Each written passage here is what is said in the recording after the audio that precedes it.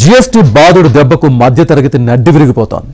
భారీ ట్యాక్సులు వేసే పెట్రోల్ ఉత్పత్తులు, లిక్కర్ను మాత్రం జీఎస్టీ పరిధిలోకి తీసుకురావడం లేదు.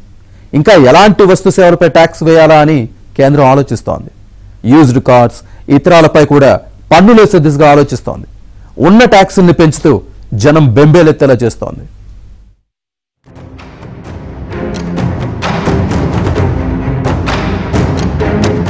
ఇంతింతై వటుడింతై అన్నట్లు జీఎస్టీ పెరిగి అన్ని వస్తువులు, సేవలకు విస్తరించి ఇటు వ్యాపారులకు అటు వినియోగదారులకు ఇప్పుడు పెద్ద కుదిబండలా మారిపోతోంది.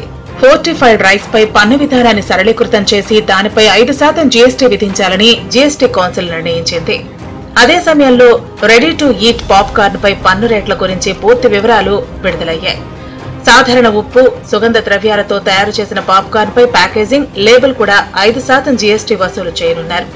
అదే సమయంలో ప్యాకేజింగ్, లేబులింగ్ చేసేటప్పుడు రేటు 12% ఉంటుంది. చక్కెర వంటి పంచదార పాప్కార్న్ ను స్వీట్ డిష్ విభాగంలో ఉంచారు. 18% జీఎస్టీకి లోబడి ఉంటుంది. ఎలక్ట్రిక్ వాహనాలతో సహా పాత ఉపయోగించని వాహనాల విక్రయాలపై జీఎస్టీ రేటు 12% నుండి 18% పెరగనుంది.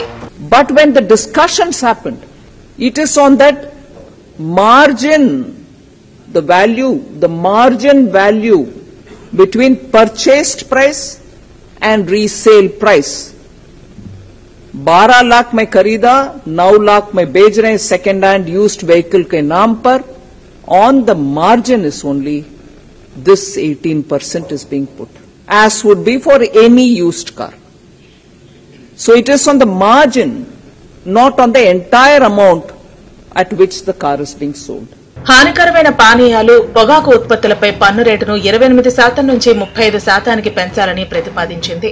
1500 వరకు ఉన్న దుస్తులపై 5% జీఎస్టీ, 1500 నుంచి 10,000 వరకు వస్త్రాలపై 18% జీఎస్టీ, 10,000 రూపాయల కంటే ఎక్కువ విలువైన బట్టలపై 28% జీఎస్టీ, 1,500 రూపాయల పైబడిన షూస్, 25,000 రూపాయల పైబడిన వాచీలపై పన్ను రేటును 18% నుంచి 28% పెంచాలని సిఫార్సు చేశారు. పర్యావరణ విపత్తు కారణంగా భారీగా నష్టపోయిన రాష్ట్రాలు జీఎస్టీలో భాగంగా ప్రత్యేక సుంకం విధించేందుకు అనుమతించే విషయంపై నిర్ణయం తీసుకునేందుకు మంత్రుల బృందాన్ని ఏర్పాటు చేయాలని జీఎస్టీ మండలి నిర్ణయించింది.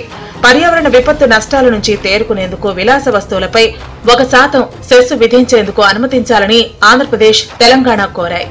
విమాన ఇంధనం జీఎస్టీ పరిధిలోకి తెచ్చే ప్రతిపాదనపై రాష్ట్రాలు అంగీకరించలేదు. పెట్రోల్, డీజిల్ తో పాటు ఏటీఎఫ్ పైన పన్ను విధింపు అధికారం రాష్ట్రాల చేతుల్లోనే ఉండనుంది. పెట్రోల్ ఉత్పత్తులు జీఎస్టీ పరిధిలోకి తెస్తే వాటి ధరలు భారీగా తగ్గనున్నాయి. కానీ ఆ పని మాత్రం చేయటం లేదు.